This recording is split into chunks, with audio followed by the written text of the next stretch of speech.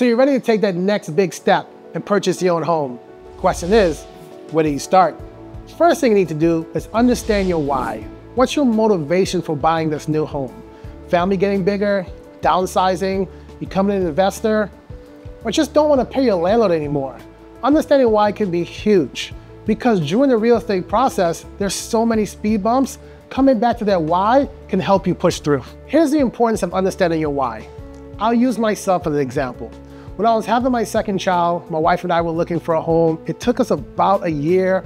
We lost 7 offers. Homes are going off the market so quickly, but I never stopped looking, because the reason we needed a home, the why behind it, was getting more space for my family, being in my preferred school district, and setting myself up for the future, because our family was growing and we needed to find a new place. I'm so glad we never gave up.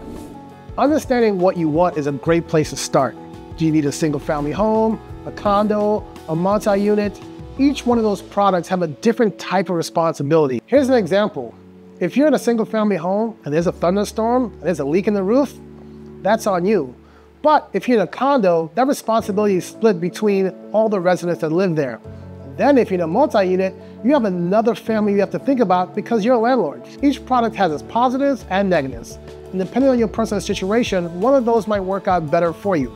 For example, for myself, I needed a single family home. I wanted privacy, I wanted to have a backyard, I wanted to have more room for my family. You hear it all the time in real estate: location, location, location. 3 of the most important things. So where you live is gonna be top of the list. There's so many reasons location is important. Be close to work, close to the family, lifestyle, school districts, the list goes on.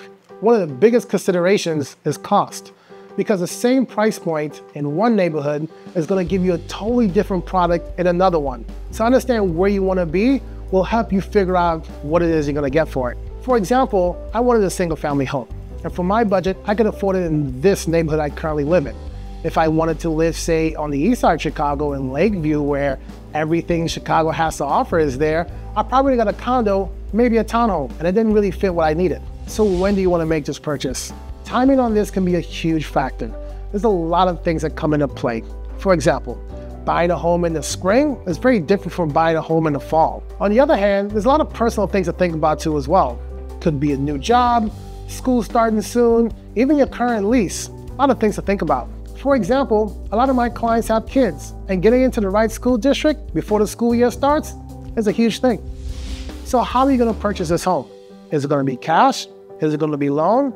You need to figure that out. If, like most people, you're getting a loan, your taxes, your HOA, your down payment, all those things can affect your costs. What you really need to understand is how much can I afford and what's my monthly cost that I feel comfortable with. This is why talking to a lender is incredibly important. I've had clients in the past who tried to do the math on their own and convince themselves they couldn't afford a home. And when they actually talk to a lender, they realize they can afford a lot more and be able to purchase a home that they're actually looking at. This is why it's so important to actually go through your finances with a professional. So who are the most important people during this process? Your lender, your attorney, your inspector, and your realtor.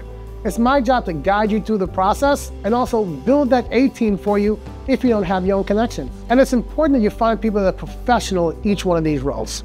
I've had clients who've had their uncle be their inspector or their neighbor be their attorney. And I'm telling you right now, there are so many moving pieces in the process. If everything goes smooth, you don't have to worry about anything. Something will happen and you need to have the right people in your corner when it does. So I just touched on the surface level of real estate. There's a lot more pieces that go into it. If you have more questions, reach out, we'll sit down, talk, and figure out what works out best for you.